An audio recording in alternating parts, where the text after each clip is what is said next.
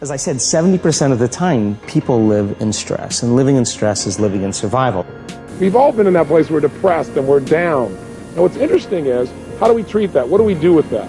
Well, what most people will do is they go take a drug. Or if people are really feeling down in life, they'll go drink some alcohol or maybe smoke a cigarette. And the definition of stress is when your brain and body are knocked out of balance, out of homeostasis. The stress response is what the body innately does to return itself back to order. But the truth is, if you look at your life and you were to write down all the emotions you experienced in the week, both good and bad, each of those emotions has tied to it a certain way of using your body. And if you keep using your body that way over and over again, you'll keep feeling that way. There's one thing that if you did every single day, no joke, it would make an extraordinary difference in whatever mental health issue you're struggling with, and that is exercise. And the reason you've got to exercise every day is because what we know about human beings is that when you physically move, your physiology changes, and that changes your brain. You've got to detach. You've got to detach from the problems or the stress that you're experiencing so that you can get that perspective of them. Now, there's a couple different types of stress. Now, if it's something that you can control that's causing you stress, well, why aren't you getting control of it? Generally, it's a lack of discipline. So you gotta have the discipline to grab control and make it happen. And when I say you need discipline for that, what that means is these stresses that you're avoiding, they're not gonna go away if you avoid them. So take the discipline to face the stressful situation. Get ahead of it. Don't be afraid of it. Now, there's also stress that's caused by things that you cannot control. And if you remember talking earlier about artillery and how horrible that was, and what made it so horrible was that there's no control over it. So if you can't control something and you can't get control of it, you have to at least embrace what you can. And I'm not saying you're going to embrace artillery shelling, but I'll tell you what, there's only so much you can do, and you cannot completely eliminate it. But you can't control it, so why are you going to worry about it? Why are you going to stress about it? Getting your heart rate up, getting outside, breathing, feeling connected, getting out of your house, which may make you feel depressed and trapped. Doing that every day, that physical push. You don't have to run. You don't have to go to an aerobics class. Get outside with your dog in the woods. Walk with a good friend for 2 or 3 miles. Doing that every single day not only moves your body, which changes your mind, it gets you out of your physical environment, which is one of the things that people with depression tend to have a hard time doing. And it also creates a bit of momentum and a bit of a routine in your life. You take on just that single thing. Get outside and exercise every single day as if your life depends upon it. Because you know what? It does. Your brain needs it, your body needs it, your mental health needs it. Meditation was fantastic. Meditation is the biggest gift that I can give anyone. And I would say more than anything, it is whatever reason for success I've had. Because it allows one, back to the 2 U's, I'll clarify. What I mean is that in your mind, we think, what do you want? And the reality is, when you look at the neuroscience and psychology, that there are different parts of your brain that want different things. And so, in the simplest sense, there is the logical part of your brain that you're conscious of. It's called the conscious. And you think you're being logical and you want to make those decisions. And then there's the subliminal, below the limbic system, part of the brain, which is the emotional, and it's not as conscious to you. But it has more of an influence on you than really the logical one. And so they're not aligned.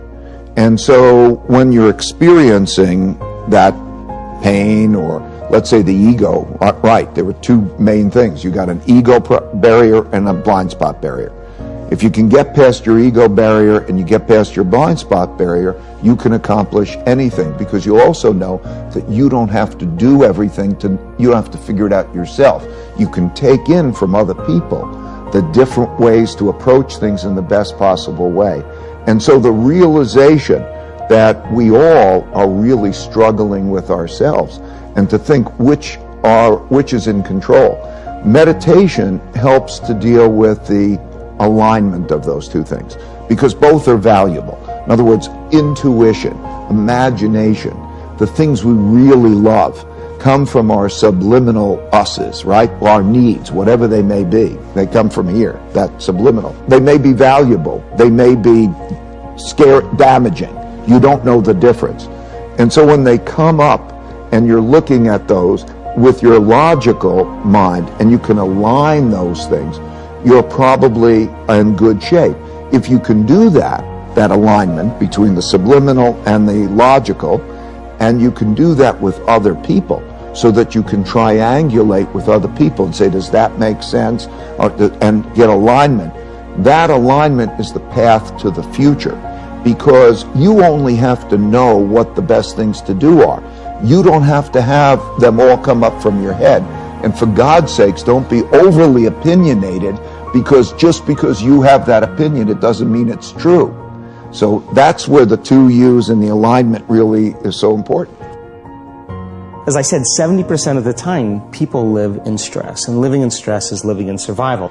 And the definition of stress is when your brain and body are knocked out of balance, out of homeostasis. The stress response is what the body innately does to return itself back to order. When you turn on the stress response, and you can't turn it off, now you're headed for disease, because no organism in nature can live in emergency mode for that extended period of time. It's a scientific fact that the hormones of stress downregulate genes and create disease, long-term effects. Human beings, because of the size of the neocortex, we can turn on the stress response just by thought alone. We can think about our problems and turn on those chemicals. That means then our thoughts could make us sick.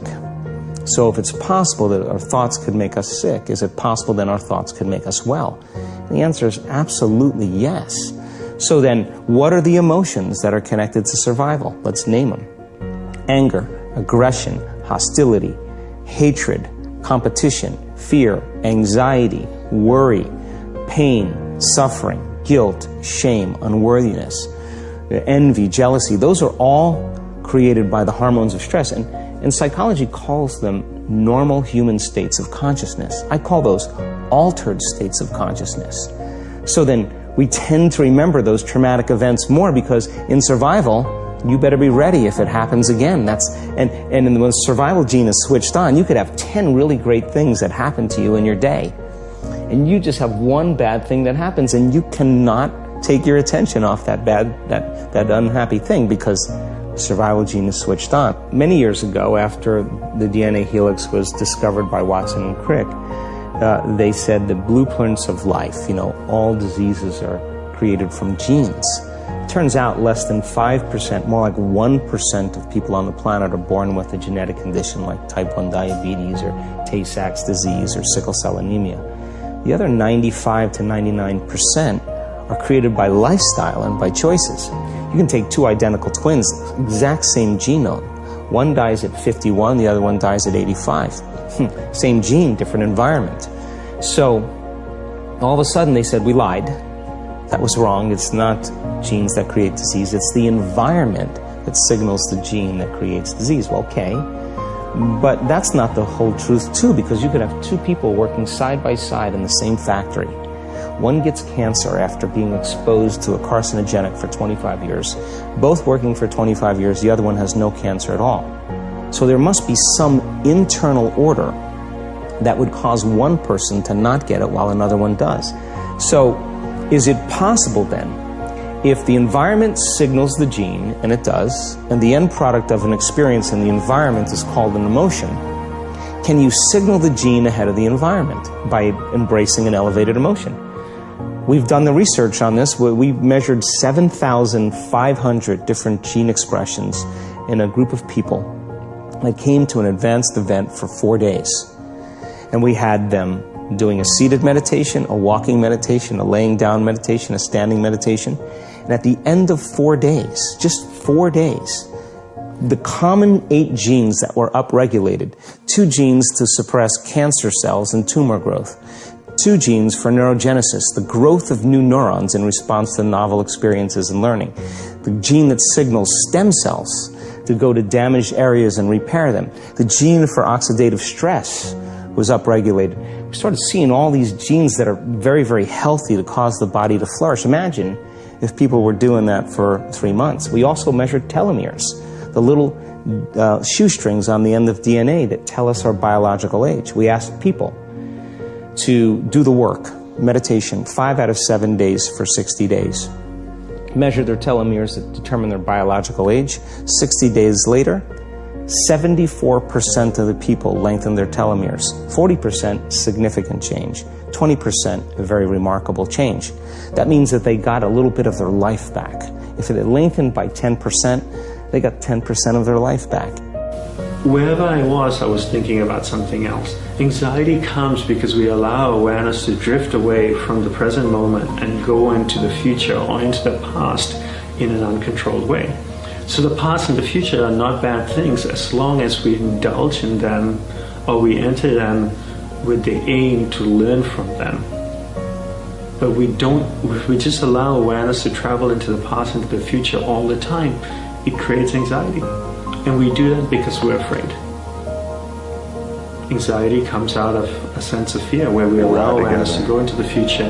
We create a situation that hasn't happened. We bring it back into the present and start living it as it has already happened.